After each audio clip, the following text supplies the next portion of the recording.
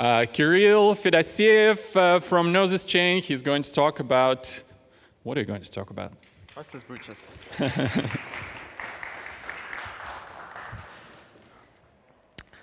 Hi guys, my name is Kirill Fedoseev. I work as a software engineer at Gnosis chain, and with the majority of my work being related with the development and implementation of breaches at Gnosis chain, and before even the Gnosis chain appeared, today's topic will be about the future of breaches at Gnosis chain. So the agenda for this talk is to see what breaches do we have at Gnosis chain today, what future plans are we currently developing on and planning to have at the Gnosis chain in regards of breaches, and how all of this is connected with the trustless breaches and generally the Ethereum-like clients. So when it comes to breaches at Gnosis chain we currently have, there are two main categories out there. So the first one is the native breaches that were originally developed as part of the development of the chain itself. And so the first important breach we have at Gnosis chain is the XDAI breach, which is responsible for breaching DAI ERC20 tokens from the mainnet, which have been converted into the breached representation of the native XDAI currency, which is used for gas payments in the Gnosis chain network. Then, apart from that, we also have the arbitrary message breach, which is responsible for making possible cross-chain ABI-encoded contract calls between the Ethereum mainnet and Gnosis chain. And then, on top of this AMB protocol, we have the OmniBreach extension built on, which is basically responsible for transferring and breaching any compatible ERC20 token into its canonical breached ERC20 representation on a Gnosis chain and backwards.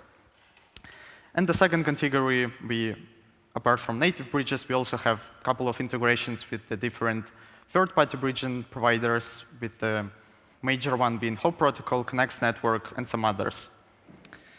So just in regards of our native breaches and the way how they currently work, just a brief technical breakdown on the way how they currently operate.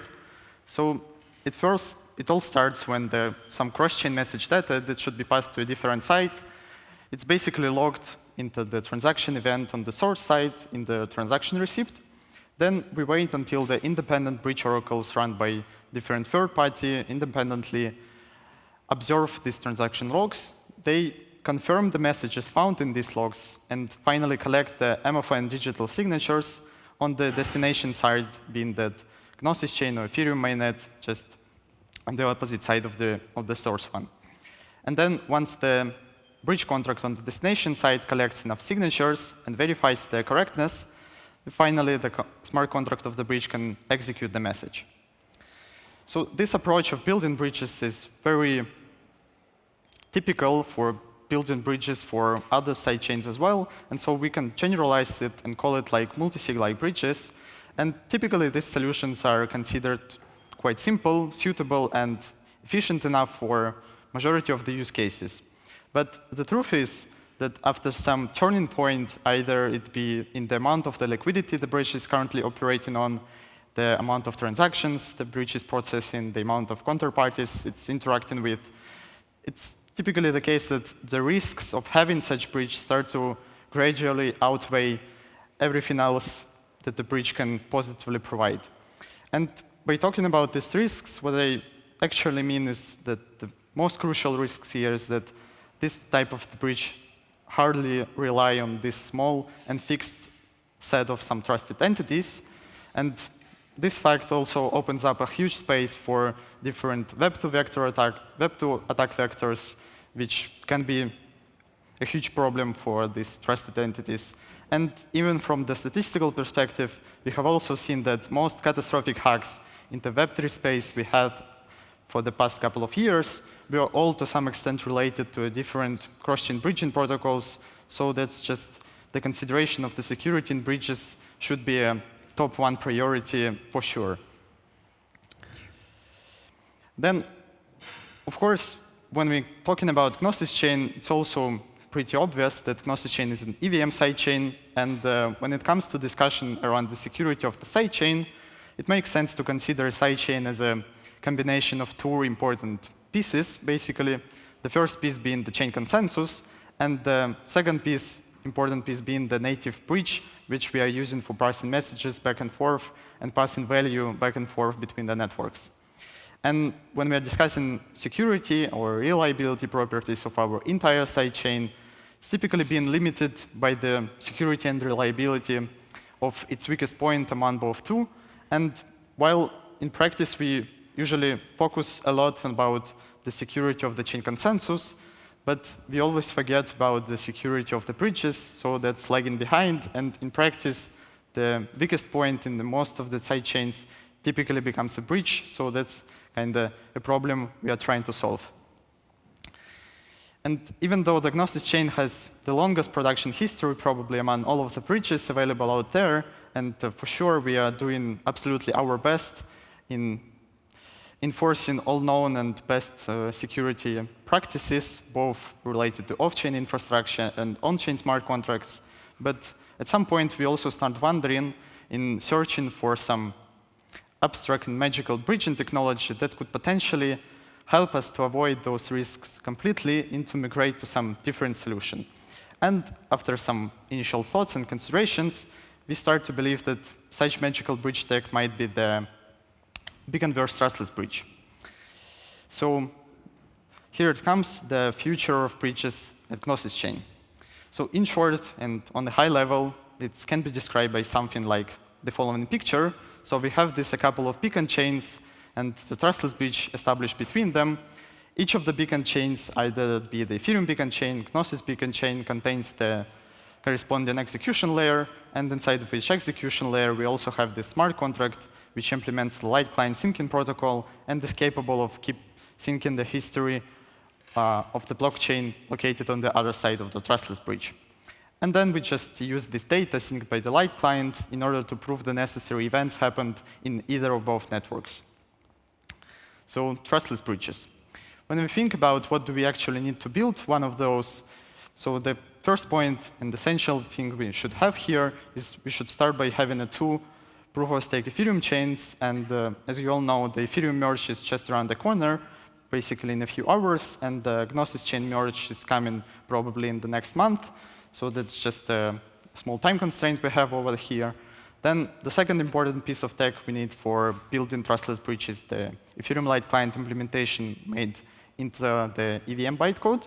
And finally, we'll just use a few Merkle tree proof verifiers in order to extract actually useful value from the data, from the raw data synced by the Ethereum Light Client smart contract.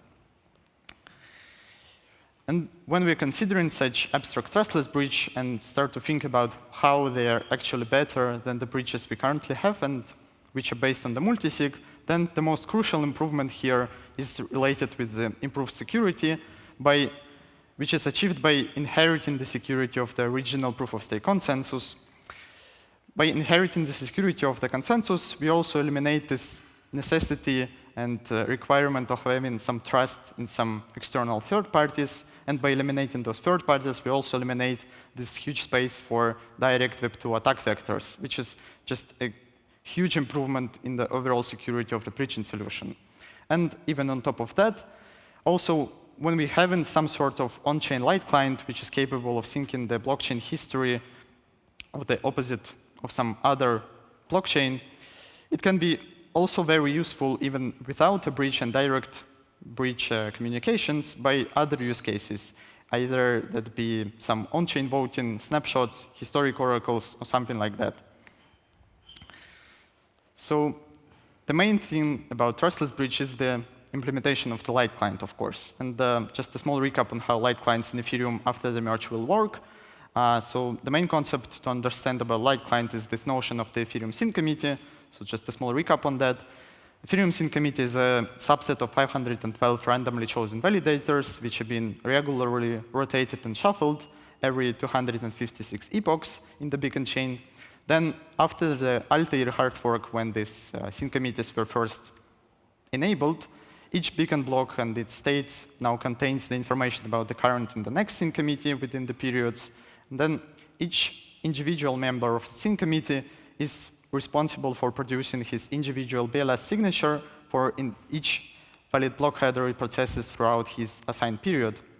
And then once these individual signatures have been submitted and processed onto the peer-to-peer network, they've been aggregated by the block proposer into a single, larger, aggregated BLS signature, which is in the end being included into the next proposed Beacon block, from where it could be fetched by their light client provers, and then these proofs generated by the light client could be used for actually verifying the state transition. So in order to make such a light client based on this notion of the sync committee, we basically need to implement this simple transition function, which allows us to jump from block X to some later block Y. So given that our light client knows and trusts into some Beacon block X, which we proved before to it, and given it receives some update for some later block Y, which was in its turn finalized by block Z, and this block Z was then signed by the sync committee, and with its aggregated BLS signatures being included into the block Z+1. Essentially, our light client should just verify two important pieces here. So first, it should verify that the block Z was indeed signed by the relevant sync committee that could be derived from the block we are currently standing on. And then we should also just simply verify that the block Y indeed belongs to the finalized checkpoint of block Z, which is just a single Merkle-proof verification. So once both of these verifications are successful, we could just tell our light client to update its head pointer to start pointing to block Y instead of pointing to block X. And then this transition function could be just indefinitely repeated again and again, which will allow our light client to stay in sync with the history of the network. So the crucial thing about implementing the trustless bridge is this light client implementation in the EVM bytecode. And the only untrivial and actually hard thing there is this implementation of the on-chain BLS operations. And so the straightforward way here is to just implement them directly in Solidity, and the most preferable way here to do this is to use the EIP 2537 BLS precompiles. So these precompiles are not so far included into the latest execution layer hard fork, and in the most optimistic scenario, they will become available inside of the Shanghai hard fork, which is expected somewhere within the next year. So that's just a matter of time how we could actually start using this solution and when. And while we are waiting for the enabling of the EIP 2537 precompiles, we also start researching together with the ZeroXPark team, the Saxing Labs team, the possible implementation of these BLS operations not directly on-chain, but instead by outsourcing them to the Snark circuit, which could basically hide this EIP, hide these BLS computations, and outsource them off-chain. So when we are done with light client on-chain implementation, the only thing that left for the actual trustless bridge operation is the way of organizing the trustless message execution. And so the way how existing bridges usually approach this problem is they just allow you to make arbitrary calls to the contracts that are located somewhere on the destination network of your bridge. And then in order to make such arbitrary calls and to actually somewhat technically organize them, these arbitrary calls can be encoded into some data blobs that should be just processed by the bridge contract located on the other side of our bridging solution. And so the question here is, how do we pass these arbitrary data blobs between the networks securely through the light clients? And this can be actually achieved by either of two ways. So we can either verify the correctness of values stored somewhere in the storage tray of the vault state tray of Ethereum, or we could also verify the value emitted somewhere in the logs of the particular source transaction. So if you follow the first approach, we could just keep our messages or the hashes in the storage mapping on our source side, bridge smart contract, and then in order to prove the inclusion and correctness of the particular message hash inside of the header root that was synced by the Ethereum light client, this could actually be proven by just following a small sequence of Merkle proofs through the header root, vault state tray root, RLP encoded account, and then finally through the storage tray towards the correct value of the message hash. And also, as a bonus, in this solution, we could also cache the value we obtain after the second step. So the storage root of the particular account can be reused and cached for also execution of messages happened in other transactions before the one we are currently executing.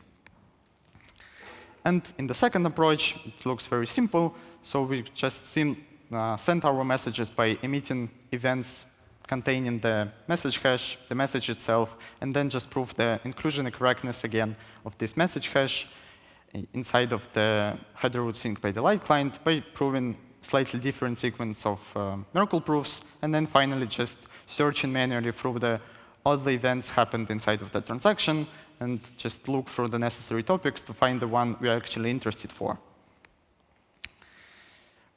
Once all of the above is implemented, let's see how the overall process of bridging data will look like, just on a simple example. So it all starts when Alice submits her transaction to the Ethereum mainnet, which in the simple case, for example, could just lock 100 DAI ERC20 token on the balance of the XDAI bridge smart contract.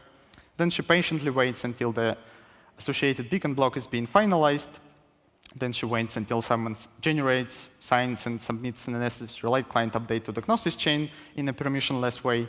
Then the Alice, or the user interface, on behalf of her computes and submits the necessary Melker proofs for her message execution to the Gnosis chain side. And once the transaction is executed, happy Alice observes message execution results. And in our example, that will be just the fresh mint of 100 XDAI native coins. So, and the great thing about this process of bridging data is that it's entirely permissionless from the very start to the very end, and no trusted party is ever required throughout this process at all. So where we are now with our research and implementations, so far we have completed our proof of concept solution for making this trustless pair of currently adopted OmniBridge plus trustless arbitrary message bridge protocol, which works on top of and over EIP 2537 PLS precompiles. So that one cannot be tested in the public testnets, but so far we have tested in the devnets, so it looks very promising and workable. Then we also have, from our friends from ZeroXPark team, a proof of concept solution for this Snark light client circuits implementation and the bridge prototype, which you could actually try and which works on top of this Snark light client circuits and also utilizes the similar approach of verifying light client updates. And apart from that, we are also interested in doing some additional researches on making the possible optimistic light client verification in order to save something on the gas expenses possibly. And we're also doing some research on the potential ways of improving participation rate in the sync committees by doing some off-chain tricks, basically, and collecting some of the signatures off-chain. So that's, I think, was it. So please show your support for EIP 2537 and its inclusion into the upcoming, I hope, Shanghai hard fork. So that's very important for us.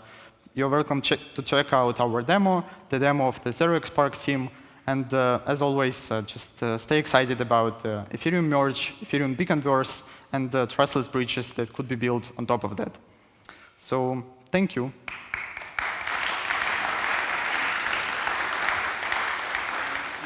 Thank you, Kirill. So we have a few minutes. We have about 5 minutes for a few questions. So if you have one, oh, there you go. All right. So do I get correctly from the presentation that it's... I have a few questions, by the way. Do I understand correctly that up to 27 hours it takes for the whole process to complete? So the 27 hours is the duration of the single sync committee period. So that's theoretically the maximum amount of time your light client prover could wait between those light client updates. But the minimum limit is basically just the time of verification of the single epoch, which is just 5 to 6 minutes in the terms of the mainnet. So that's not a big of a problem to verify each epoch when it comes to bridging data from Ethereum to Gnosis chain, because the gas on Gnosis chain is very cheap. But probably for Gnosis chain to Ethereum mainnet side, it will be slightly slower, but still it's just a matter of how much gas we are willing to spend on this verification process. So you already answered my second question, so we can go to the third one. So it seems you can build an economic bridge on top of that when you just have a party that gives you money right away, and they just take a fee for that and wait for the whole state transition. Is that something that you plan or hope someone else to build? Or basically, this 30 third-party bridges I talked about in the beginning, as Hope Protocol, Connect, they are already working on top of existing bridges, on rollups, on Gnosis chain. So when they utilize these LP-based pools in order to speed up particular transfers. And just once this bridge will go to production, it will be just a matter of time when these protocols will just switch towards this Trustless Omni bridge and will provide this LP-based speed-ups towards the transfers. Yep. And the last question would be about the cost of verification. As you said, it's more expensive. It's more problematic to verify Gnosis chain on Ethereum. Do I need to verify every single block? Do I need to verify the changes in the committee and all that stuff? So the main, the great part of the cost comes to this verification of the light client update. Hopefully, it could be done just by a single time per day, for example. In the worst case, it could be done once in a few hours. So that cost could be split between all of the users of the bridge. And so that's, if we have large enough number of users in our protocol, that it could be not a big problem. And then the cost we are actually carrying with each message execution itself is just the cost of verifying a few Merkle proofs. And this is typically comparable to what cost we currently have at Gnosis chain bridges and others. So that's just comparable numbers. But I think, did I see correctly, you're missing one more piece in the presentation, which is when the committee changes, you need to make sure that the transition was correct, right? Yeah, it's all included into this. So just the way how committed change is verified is basically described in the light client protocol specification. So the smart contract protocol or ZK circuit could just follow this protocol. And so yeah, the sync committee changes is included into this implementation, of course. Wonderful. Thank you very much.